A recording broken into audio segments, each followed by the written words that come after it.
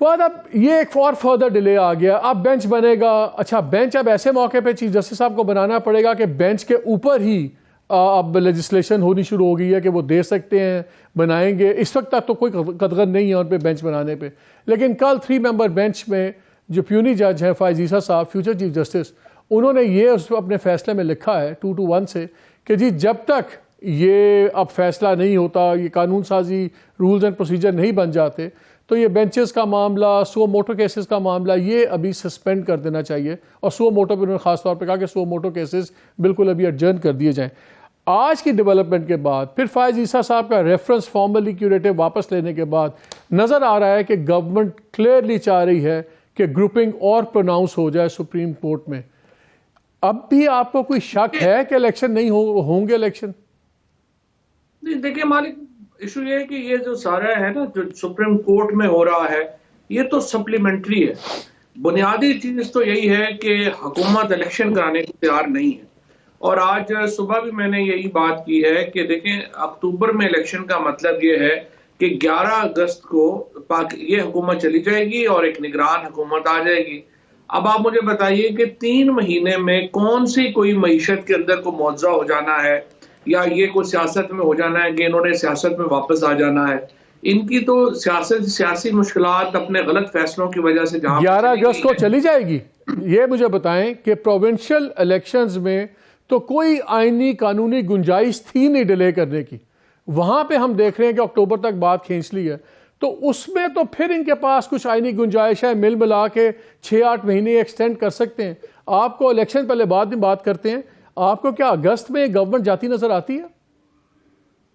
नहीं, कहाँ गड़बड़ जाती नजर आती अगस्त में? नहीं, मैं आपसे यही कह रहा हूं ना कि अगर आपने इस हुकूमत ने इलेक्शन, अगर पंजाब में और केपी में इलेक्शन नहीं होते और आर्टिकल 224 एक दफा we throw out of window, तो इसका मतलब है कि आइन का कदगन तो खत्म हो गई। जब आइन की कदगन खत्म हो गई तो 3 महीने में कौन सा इनकलाब आ जाना है कि इन्होंने इलेक्शन के लिए तैयार हो जाना है। इसका सिर्फ एक ही मतलब है, और वो मतलब यह है कि पाकिस्तान में आइन खत्म हो गया और हम एक गैर मुंतखब, क्योंकि देखिए ना, अब 90 दिनों के बाद ये तो तय बात है कि ये जो मौजूदा चीफ मिनिस्टर्स और कैबिनेट है, ये आर्टिकल 6 को हिट कर जाएंगे। तो जाहिर है कि उन्हें उसकी भी परवाह नहीं है। तो अब आर्टिकल 224 जब एक दफा खत्म आपने कर दिया, आर्टिकल 6 इन लोगों के ऊपर आप ये हिट कर गए, उसके बाद तो फिर वही होता है जो मार्शल लॉज में होता है। आप फिर पूरी कोशिश करते हैं, फिर आप एक शेर के ऊपर सवार हैं, वो शेर से आप उतरना भी चाहें तो आप नहीं उतर सकते। तो ये जो एक पाकिस्तान में ये जो चल कर रहे हैं, इसके नतीजे में अब ये बड़ी जल्दी आप देख रहे हैं कि ये शेर के ऊपर सवार हो गए हैं। ये उतरना भी चाहेंगे तो ये नहीं उतर सकेंगे, जिससे पाकिस्तान का जो कॉन्स्टिट्यूशनल क्राइसिस है, पॉलिटिकल क्राइसिस है, वो मैनीफोल्ड बढ़ जाएगा। और ये जो सुप्रीम कोर्ट के अंदर हो रहा है, या जिस तरह बेंचेस, ये तो आपसे ज्यादा कौन जानता है। 97 से अब तक एक हिस्ट्री है नून लीग की, एक फिजिकल हमला इन्होंने सुप्रीम कोर्ट के ऊपर किया हुआ है, जजेस को काम करने से रोका हुआ है, जजेस को फोन करके कहा हुआ है कि फलाने को इतनी सजा देनी। वो ये सारी सप्लीमेंट्री चीजें हैं। ये तो पीएमएलएन एक तवील अरसे से करती ही आ रही है, और तारड़ फैमिली पहले भी इस्तेमाल हुई है, दोबारा भी इस्तेमाल हो रही है।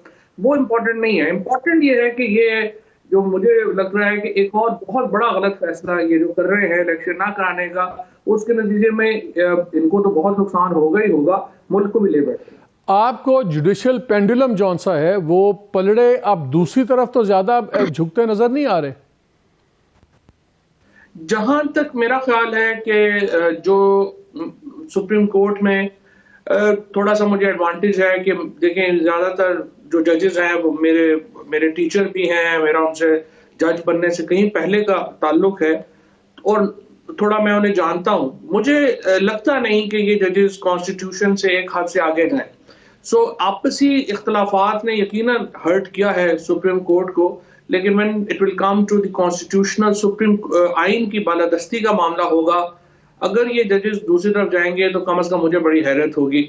बस आप देखिए ना, जो भी है लग रहा है अतर मिनाला साहब का या मंसूर अली शाह साहब का या इवन फाइज साहब को मैं इतना नहीं जानता, लेकिन ये जो हमारे लाहौर के ज्यादातर जजेस हैं, ये सारे जजेस जो हैं ये बड़े इनके कॉन्स्टिट्यूशन के ऊपर, इनके आइडियाज जो हैं वो जो जानते हैं, कोई भी उनको ये नहीं कहेगा कि ये लोग आइन से बाहर जाएंगे। ये आपको ये मुझे बताएं, आप आई हैव टू से इट वेरी केयरफुली बिकॉज ये बड़ा सेंसिटिव चीज़ है।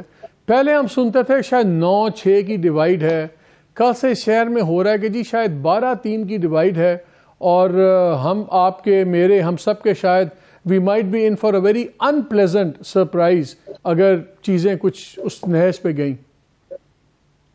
वेल देखिए जी, मेरे ख्याल में तो अगर डिवाइड भी है या जो कुछ भी है पता चल जाएगा, और फिर हिस्ट्री ने जज करना होता है। आप देखिए ना, जब सजाद अली शाह साहब का मामला हुआ था तो सजाद अली शाह साहब के खिलाफ सुप्रीम कोर्ट की अक्सरियत खड़ी थी, और उस वक्त जब उनको रोका गया था सुप्रीम कोर्ट के मेजॉरिटी जजेस इस हक में थे कि उनको रोक दिया जाए, लेकिन हिस्ट्री अपने फ्रैंकली मेजॉरिटी को विलन ट्रीट किया है और सजाद अली शाह को हीरो ट्रीट किया है।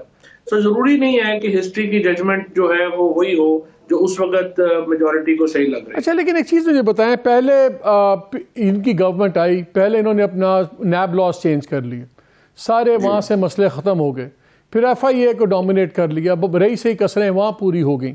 अब नवाज शरीफ साहब बड़े आराम से लंदन में बैठे होंगे, वो वहीं से बैठ के अपील फाइल करेंगे और शायद पलड़े बराबर हो जाएं। दूसरी तरफ अब आप रोज़ाना अदालतों में जा रहे हैं, इमरान खान भी रोज़ाना अदालतों में जा रहे हैं, फिर नॉन बेलेबल और अरेस्ट वारंट होने शुरू हो गए हैं सब कुछ। ज़रा ये गवर्नमेंट ऑन इट्स ओन तो ये सब कुछ नहीं कर सकती, तो नज़र ये आ रहा है। आज डिफेंस मिनिस्टर साहब ने बात करते हुए कहा, और उन्होंने तकरीर में अपनी ये कहा कि जी स्टेक होल्डर्स हैं, या तो सारे बैठे हैं, और उन्होंने आइडेंटिफाई किए स्टेक होल्डर्स हैं, पोलिटिकल पार्टीज़ हैं, मीडिया है, जुडिशरी है, फौज है, और ब्यूरोक्रेसी को भी नवे उन्होंने कहा, ये सारे स्टेक होल्डर्स। क्या इस तरह की कोई हडल हो सकती है? आइन में तो समझ नहीं आती, लेकिन क्या प्रैक्टिकली भी हो सकती है? और आप लोग बैठे हैं, लंबी बात ही करनी है ना जी। बेसिकली तो देखिए जी, फ्रैंकली फौज है और जुडिशरी है और ये PDM है और हम लोग हैं, 4 लोग हैं, 4 साइडें हैं। वो जो कह रहे थे इम्तियाज आलम साहब वगैरह, हमें कह रहे थे जी APC कर लेते हैं, तो हमने कहा कि आप बुला लें, एस्टेब्लिशमेंट को भी बुला लें, क्योंकि सबसे बड़ा जो फ्रैंकली डिसीजन मेकिंग पावर है वो तो उनके पास है। वो जब तक बैठेंगे नहीं, जब तक वो फैसला एक रूल ऑफ द गेम नहीं बनाएंगे, पाकिस्तान तो is going down and down. हम मेरा जो सबसे बड़ी इस वक्त जो मुझे फियर है और जिससे मुझे डर लगता है, वो ये जो एथनिक एक रिफ्ट शुरू हुई है लाहौर में स्पेशली, और इन्होंने जो गवर्नमेंट ने उन्होंने जिस तरीके से उसको बढ़ा दिया है, अगर पाकिस्तान में खुदा न खासा छोटा मोटा भी कोई एथनिक शुरू हो गया तो एक चिंगारी को फिर ये रोकने की सलाहियत किसी उसमें नहीं है, किसी भी इदारे के पास ये सलाहियत नहीं है कि वो रोक सके। तो हम ये ना हो कि हम एक कॉन्स्टिट्यूशनल और ये क्राइसिस, पॉलिटिकल क्राइसिस में तो है ही है, हम एक लॉ एंड ऑर्डर के बहुत बड़े क्राइसिस में पड़ जाएं, और वो रोकना इस वक्त इनके किसी के बस में नहीं। फवाद, लास्ट क्वेश्चन, अगर ये फैसला कुछ इस तरह का फैसला आता है, कोई गोल मोल फैसला आता है, एग्जैक्टली क्लियरली ये 90 डेज 30 अप्रैल वाली तारीख नहीं इम्पोज करती सुप्रीम कोर्ट, तो फिर आप लोगों की क्या स्ट्रैटेजी है? देखिए, हमारी स्ट्रेटजी का इशू नहीं है। फिर तो देखिए ना, आपको रेस्टोरेशन ऑफ कॉन्स्टिट्यूशन की मूवमेंट चलानी पड़नी है, और मैंने जिस तरह से आपको कहा कि बड़ा मसला फिर ये है कि फिर जो भी ये फैसला भी देगा और जो भी इस निज़ाम में होंगे वो आर्टिकल 6 को हिट करेंगे, और उसके नतीजे में ये फिर शेर की सवारी हो जाएगी। तो अगर 30 अप्रैल को इलेक्शन नहीं होते तो क्या ये दुरुस्त होगा हम समझें कि 1 मई को आप लोग सड़कों पे होंगे?